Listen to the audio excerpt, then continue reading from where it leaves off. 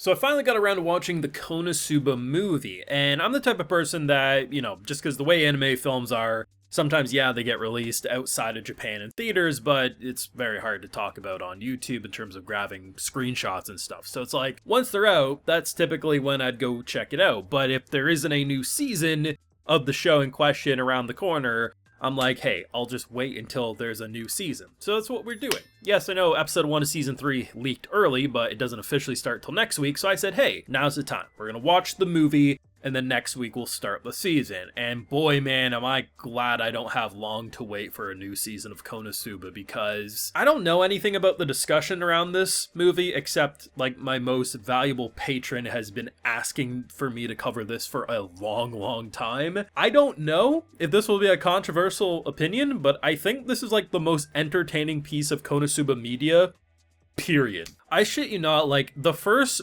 20 or 30 minutes of this movie, it's an hour and a half long, I think has more out-of-pocket whiplash of holy shit, this is KonoSuba unfiltered than like an entirety of a season of KonoSuba. Because the thing about KonoSuba is there's a lot of out-of-pocket things, a lot of funny faces, a lot of just, did that really just happen? But within 30 minutes, I feel like I went through an entire season's worth. Because usually it's like, oh, here's a funny moment or out-of-pocket thing, and then it's sprinkled throughout a pretty funny episode, but nothing like, it's not bam, bam, bam. So you get, like, it's paced a little more elegantly.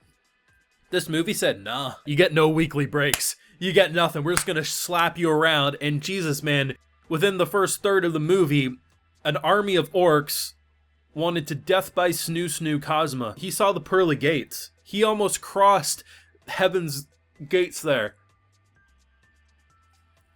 That was the first third. And then you get the Sophia stuff, which honestly, it wasn't until she turned into some worm-like monster that I was tapping out. Yeah, sure, our boy said, well, there was something pushing into me. It doesn't matter, she would have bottomed for him. He was just a quitter.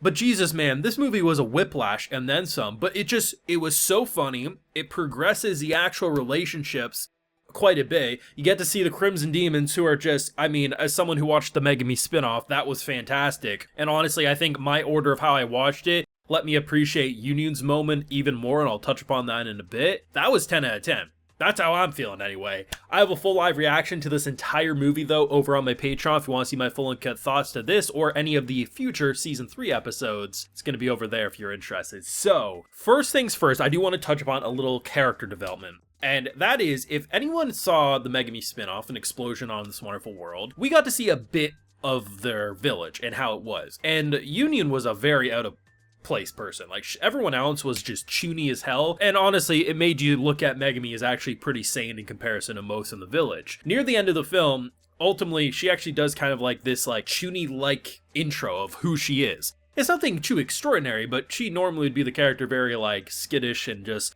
not really wanting to do stuff because she finds it all so weird. While yes, if you watch the movie first in terms of how it was aired, because obviously the KonoSuba spinoff came afterwards, you would get a sense of like, oh, they're proud of her because she never did this. But it's so much funnier to me because like, she felt so out of place the entire spinoff, and the fact that then when she actually does it, you actually feel like it's more of a reward. I just find that for me personally. But it was funny, man. It felt like every 20 or 30 minutes, we got something new that was like, okay, that is a KonoSuba level of entertainment as an arc by itself. There was no breaks. There was so many out-of-pocket moments. The facial reactions went in extra hard. The dumbfoundedness of all these characters. At one point, you'll see Aqua looking at Cosmo or looking at this character just so dumbfounded. And then a second later, they're looking at Aqua just the same. It's fantastic. My favorite point, I think, not only of this movie, but of KonoSuba as a whole, was our boy running for his life as the thirsty orcs wanted to take him to Snoo Snoo Pound Town. It doesn't matter how down bad you get, you never agree to those. That was... Not only did each of them want like 50 kids, I just think of the Futurama episode. It starts off, at least on the Futurama episode, they start off wanting it, and then they start questioning if they want it. There was no immediate, like, as horned up as Kazuma might be, even he wasn't a part of that. And Jesus, man, imagine getting teleported into that.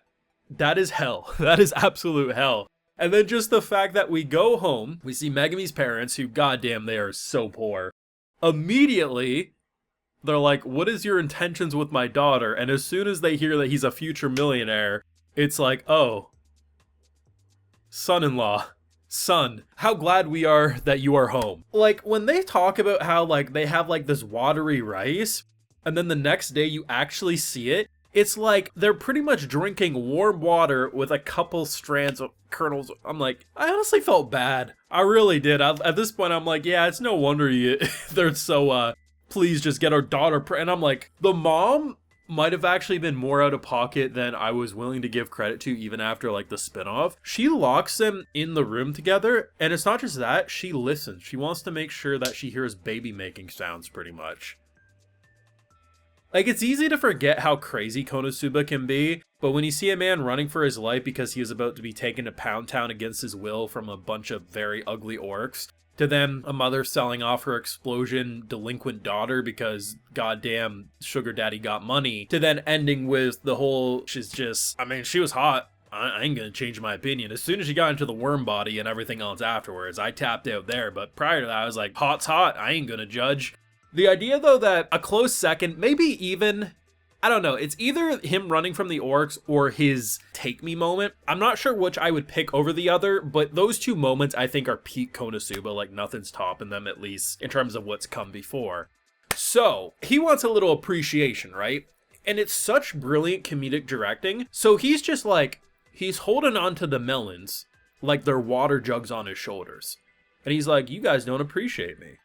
I want some appreciation. I want this. I want that. He's like, I'm switching sides. Screw this shit. She appreciates me for, and I'm just like, I can't even blame him. I had respect for him in that moment. I was like, listen, yeah, I'd be right there with you. And then he taps out because he felt something press up against him. And she's like, hey, you know, I'm a chimera, right? You know, it's pieces from here, pieces from here. And he realized that he's actually dealing with something that was willing to pound him. And honestly, I think he had it in him that she would have bottomed for him. I'm being honest, but you know, he taps out there and obviously we escalate into the big battle that we got. But the fact that you actually, it's like two victories.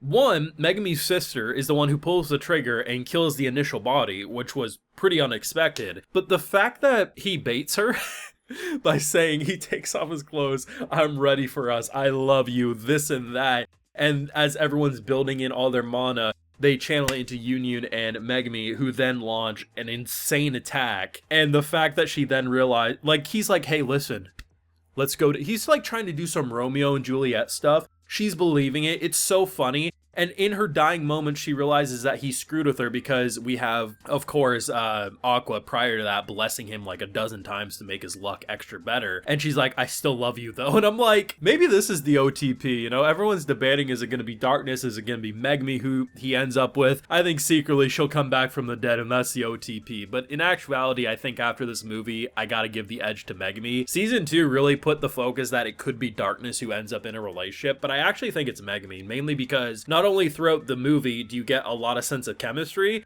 the very end of the movie, she's willing to give up explosion magic. She's pretty much saying, hey, I'm useless. I don't want to be useless for you, and as much as this is my passion, I should be someone who's useful.